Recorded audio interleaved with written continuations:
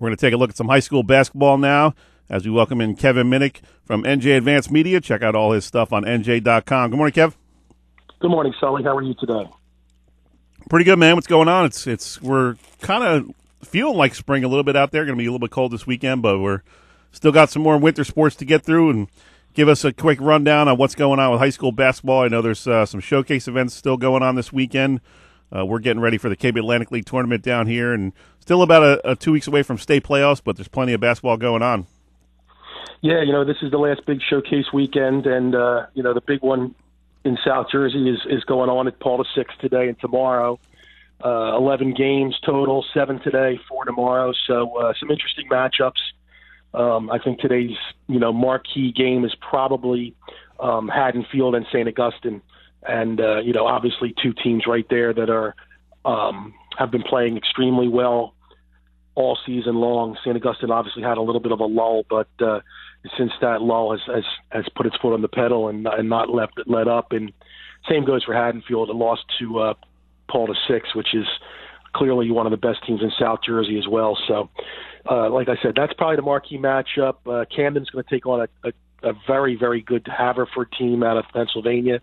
Out of up near Villanova way, and it's another time to just you can just sit in the gym and watch as much as you want to watch. So it's a weekend. It's like a daily, or a weekly event. Go to these showcases, and you can't beat the opportunity to watch as many games as you want. Kevin, how's Haddonfield been playing? I saw them briefly at the Seagull.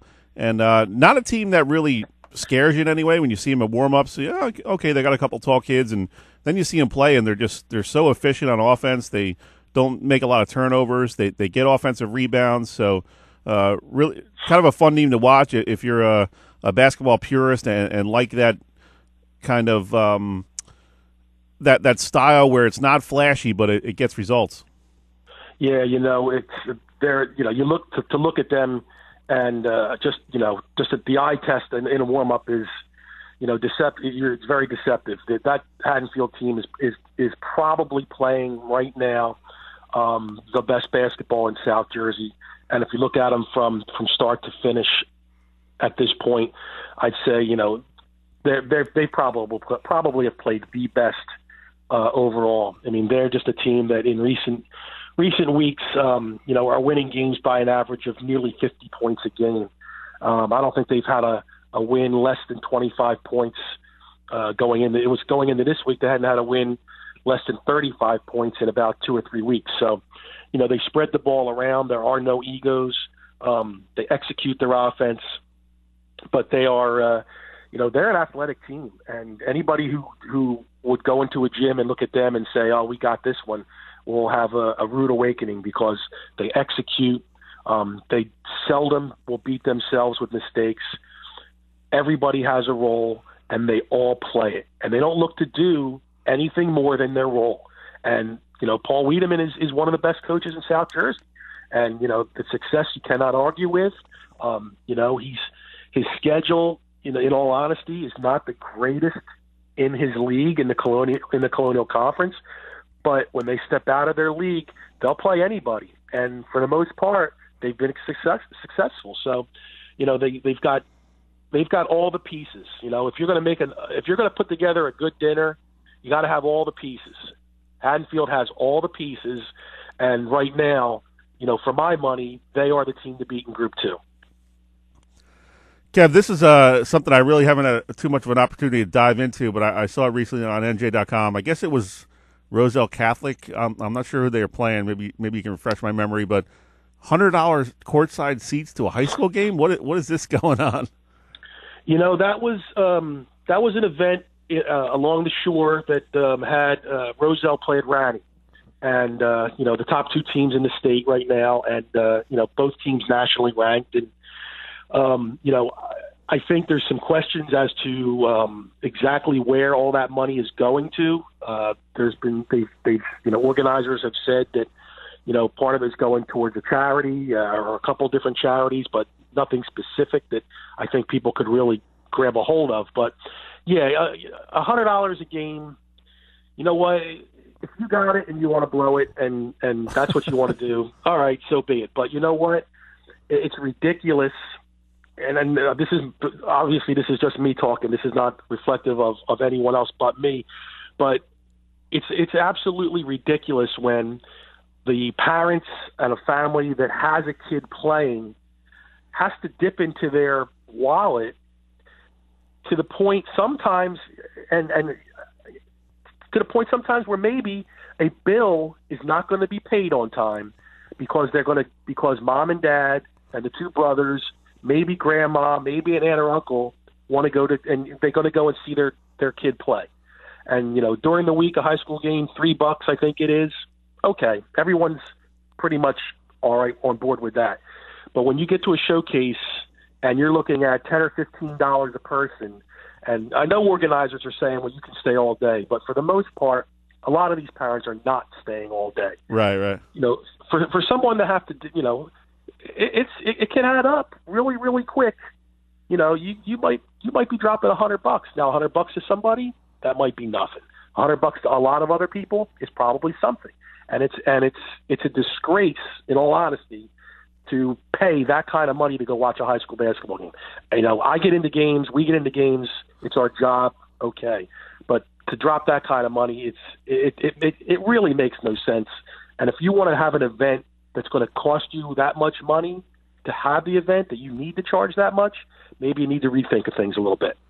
Are there any rules, Kevin, about what a place can charge? Is it because it was like a non-public school thing? How does that work? No, I mean, as far as the state is concerned, if it's a state-sanctioned event, let's put it this way, a normal regular season state-sanctioned event, there's the ticket limit, and that came in through Assemblyman John Berzicelli a couple years back. That he fought it, and they maxed what the ticket price could be. But these are showcase events. These are invitation events, and these are put on by outside organizations. Some nonprofit, some might be for profit. So at that point, they can do what they want to do. So if you want to go, you got to pay the price. And to be honest with you, I don't know that it's not where believe me, my kid could be a McDonald's All-American. I am not paying $100 to go watch him play. He can come home. He can come home and tell me what happened if I have no access to be able to see it. Yeah, that's crazy. $100 for a high school game. That's the AAU factor. That's the outside influences factor. It's really, it's overboard. In all honesty, it really is. Yeah, I saw that story and I was like, "Holy cow!" I couldn't believe it. $100. I mean, maybe 25, maybe, but $100. That's out of control. Well, that was $100 to sit in the first row. Right. And if you go and the way that particular gym is set up, if I remember correctly, the next lower level section was $40. So, if you wanted to pay the lowest general admission rate, which I believe was $15, you're going to be up top. Basically, I believe up top standing watching the game. So, yeah, it's. I think that particular thing was going a little bit overboard. What's next? $300 gets you all access in the locker room. I mean, it's out of control there. Yeah, it's obviously from my perspective, it has the AAU factor built right into it, and that it's kind of taken the purity, so to speak, of high school sports and just washing that right away. So it doesn't happen, all the time for sure. Today I think it's Paul 6. It might, if it's $10 an adult, I think that might be where it's capped at. It might be less than that. I'm not even sure. Right. But to pay $100 to go watch a high school basketball game, I don't think is worth it. When that $100 might be, that might be groceries for a couple of days. So, it all depends on I guess where your priorities are. Talking with Kevin Minnick of NJ Advanced Media. Check out all his stuff on NJ.com. And Kevin, tell us about some of the other teams we'll be looking at in come state playoff time, and who's really been playing well. Who's kind of opened your eyes in the last 2 weeks or so. Well, I think it's kind of been pretty much even and pretty consistent this year. I think you look at South Jersey and you can probably rip off maybe 10 to 15 teams that have been the 10 to 15 teams all season long, and then you're kind of looking for those other teams to fill in what you may feel to be 15 to 20 or 25. But I think every league has some parity to it. Every league, has different levels of competition. I think obviously, you've got some very, very good basketball teams in the Olympic Conference. You look at the Olympic National with Paul VI, Camden Catholic, Camden. There's 3 teams right there that are elite teams. And there's other leagues. And it's no disrespect to the other leagues that they're competitive amongst themselves. And I think, but when they step out of their league and the tournament starts and they go on and take on some different teams, I'm not saying it's going to happen, 80% of the time, but I think you're going to see some teams that may have some very good records going into this tournament that are going to go up against teams that may be marginally 500, and they, I hope they don't go in thinking, well, that team is 9-12. We got them. We've won 15. And that's not the case, because you got teams like a Cherry Hill East, who's probably going to go into the tournament with a sub 500 record, that is going to go out there and is going to compete. So I think not really gauging specific teams. I think one of the factors is when you look at the success teams have had during the regular season. If you really want to be honest and really want to look at the big picture, take a look at who they played. Take a look at the quality of their schedule, and then when the tournament rolls around and see who they play and see what the results are, then you can kind of really get a little better idea of what the regular season was all about. Kev, real quick before we let you go, one team that I've been high on ever since last year, and I think they could be a real factor in the postseason, is Camden Catholic. I mean, this is a team that has some players that can really dominate a game in certain situations, and that's a team I'll be looking out for once the postseason starts, as one of those teams that could really make a nice run. Well, they are the defending South Jersey non-public A champions, so that and these kids on this team were there last year, so the experience factor is obviously there. They know what it takes to win. Matty Crawford does a real nice job with them. He doesn't go deep. He may play seven kids. 8 if he's got the game probably in hand, but they're another team that is defined by their roles and defined by the system. They will take a minute off the clock to beat you on a backdoor cut. They won't force a shot just because it was a wide open shot. A wide open 3, if you take a step in, the 3 might have been the worst shot.